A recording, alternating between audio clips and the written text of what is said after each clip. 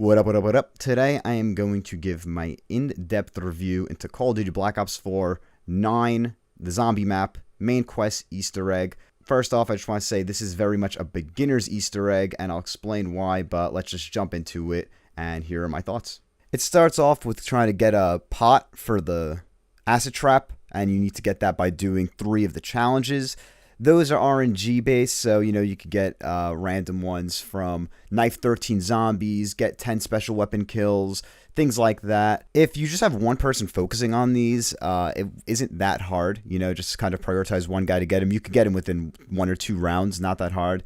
But then I would even suggest everyone should get the first 3 so everyone could have a pack-a-punch pistol, which definitely helps out the rest of this Easter egg and allows you to do so many things and open up so many areas very early in the game. I kind of like this step because it has like this little forced variety type thing. So, if you just want to go for melee kills, but you have a challenge to go for headshots, you're doing something different in the beginning of a match, which is always fun. So while you're doing that, while you're building the acid trap in order to continue building the Death of Orion, the wonder weapon that you're going to need later, you can actually do 2 things at the same time, which I always like in an Easter egg, maximizing time pretty much. So you could have one guy going for the Death of Orion, which is annoying, I'll get to that in a second, while another person is looking for the skull in the temple, which is also annoying. I'll get to that now. So finding the skull in the Pack-a-Punch room, it's really kind of a practice makes perfect situation. In the beginning, my first several runs, I thought this was going to be the most difficult step. How am I supposed to find a skull on the wall that has a slightly different, a small symbol on his forehead of a wall of thousands of skulls? But, by the 5th or 6th run, I noticed that they were really just in the same 10 areas, and that the 10 areas were pretty easily identifiable. One was by the stairs, there's 4 under each of the circle god things, and I became pretty much pro at it by the end. I was able to find the skull within seconds. That's kind of just something you just got to get used to, being able to find the skull. Once you find the skull, you got to pop it out. Make sure you have a special weapon available at the time. That is kind of just, you got to be in that headspace all right, I'll hold my special weapon until I find the skull. Don't use it in any other situation. This is probably one of the first times you'll need someone to hold a zombie for you while looking for this, because if you're walking around the temple, you're going to get slapped in the back if it's in the middle of the round. Once you have the skull, you're going to have to put it in the grinder and start grinding that up. The way you do that is with the Death of Orion, which you need to get by getting the jar part from the arena. The way you get that is you have to have high affinity. It has to be a thumbs up, sparking a high affinity for a round, and then they throw it from the stands and say, get from secret, whatever. This part could be a bitch, could make you waste a couple rounds. It could be easy as hell. It really just depends on if someone gets lucky, if someone has high affinity. It seemed like whenever we weren't trying to do a fast Easter egg round and we were just trying to play for fun, we would get a high affinity within seconds, and we'd get the secret kiss by round 6. But then whenever we were going for a Easter egg run and trying to get to the boss before round 20 or something, we would have extreme difficulties getting that high affinity. I would like to see this step tweaked a little. If there could be a more direct way to increase your affinity, like some number system, I don't know, something you could actually see rather than it just being you get sideswiped by a zombie in the arena and your thumb goes from full to half, and then you get on a 100 kill streak or something, all headshots, you don't get hit once, your thumb isn't even moving.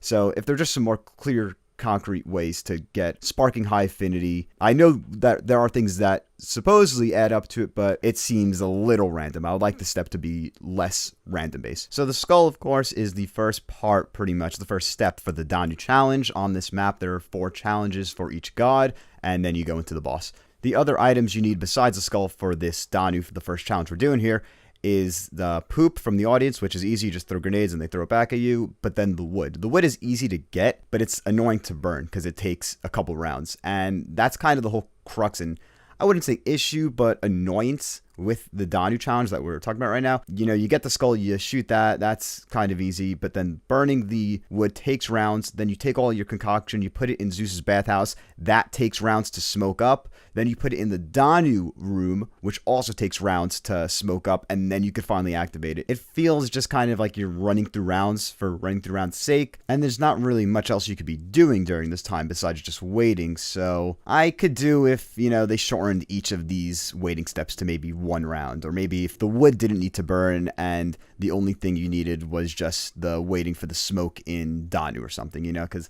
waiting for the Zeus and the Danu smoke, I think that's a little much. Either way, you all stand on the Danu smoky shit pile.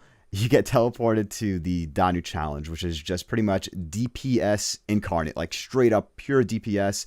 Everyone shoot blights on trees, move on.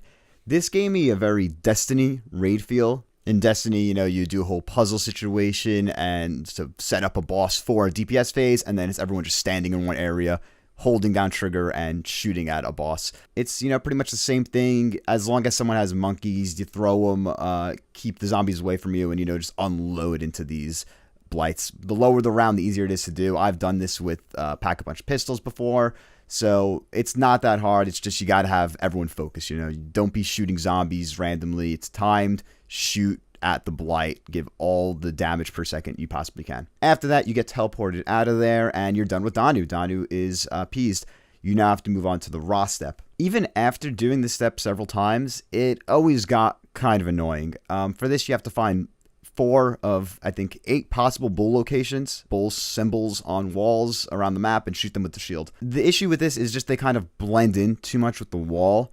So you really have to know the exact location where it's supposed to be, you know, not like an inch off, like be looking at the exact spot and then be able to like, oh wait, it actually is there. It's not just a flat wall. The bull is actually protruding, I could tell. Not that hard. Shooting them, I mean, you know, you're shooting signs on, like, finding them is a little difficult, but once you shoot them, you shoot them. Gladiators come out, you kill them. Easy peasy. You do that for 4 things, and then you go into the Ra step. So for this one, you're going to have a handy picture available next to you to be able to read the symbols.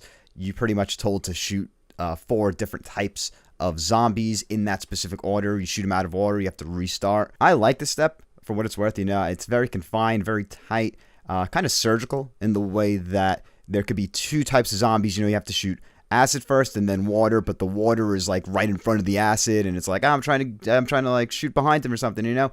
Like, oh, and then someone comes up from the back and then shoots the acid zombie. It's like, all right, now shoot the water zombie. Like, oh, like, you know, like we're good to go. Yeah, this step's fine. You have to do it twice, which I always forget. I always think it's just like, oh, 1 and you're done.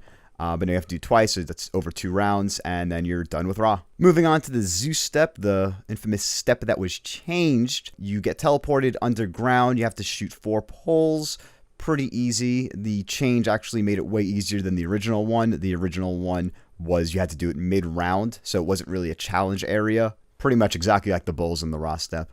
However, what makes this step annoying is that everyone needs kilowatt for the next part. After you shoot the poles, you have to get electric kills in the arena. If one guy has a full gun with kilowatt, or, you know, 2 guys, it takes a little longer than if everyone had it. But, I mean, RNG is going to be tough, you know, keep repacking your gun to get kilowatt. Could be annoying if you don't want to waste all those points or whatever. But it'll get done. Even one guy, if one guy has kilowatt, like we've did that, I think, once, and you could still pass this challenge. This is also a repeat. I forgot to mention earlier, with Danu, you needed the firebomb weapon perk on a repacked gun.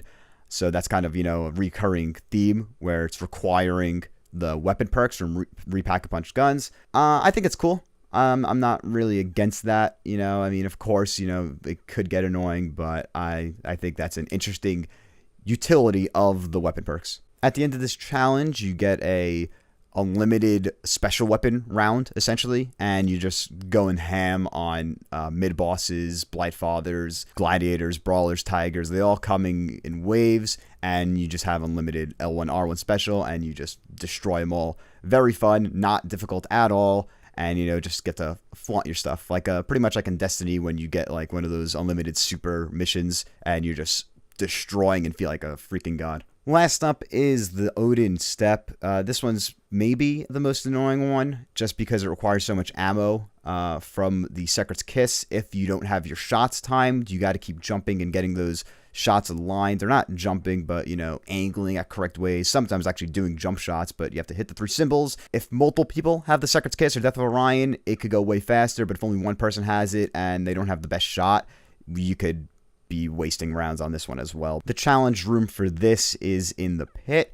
This is probably the hardest challenge room, I would say, just because, you know, you're definitely later in the game and you're going to be thrown a crap ton of zombies. Make sure you guys are prepared for this one. We've died a couple times here in this section because, you definitely could get overrun if there are no monkeys or anything. You finish it, you feel badass for like overcoming an insane amount of enemies, pick up the key, and then you are on to the boss fight. The boss fight is against two big ass zombie elephants. I think it was awesome. I remember watching it live for the world's first. It was insane. I thought there was going to be a third elephant. There wasn't.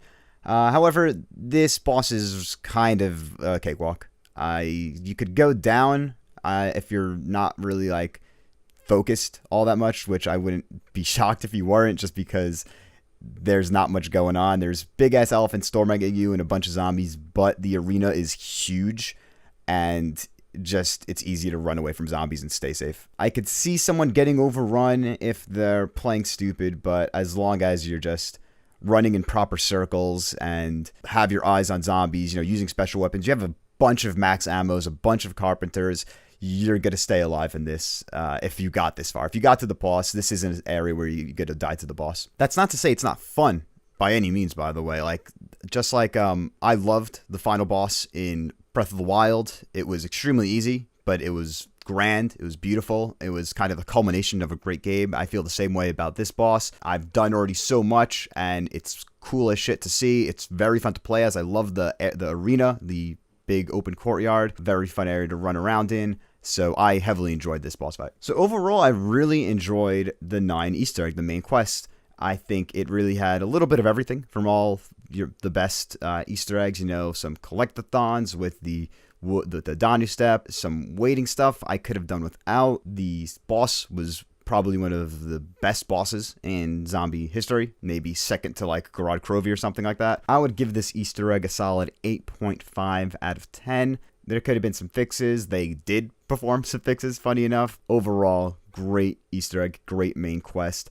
If you like this video, make sure to check out my review on the Voyage of Despair Easter egg as well. And also listen, this is a command, listen to PS Best Friends on YouTube, iTunes, Spotify, Google Play, everywhere where PlayStation Podcast. We come to you each and every week with the latest and greatest PlayStation news. So check that out, and thanks for watching.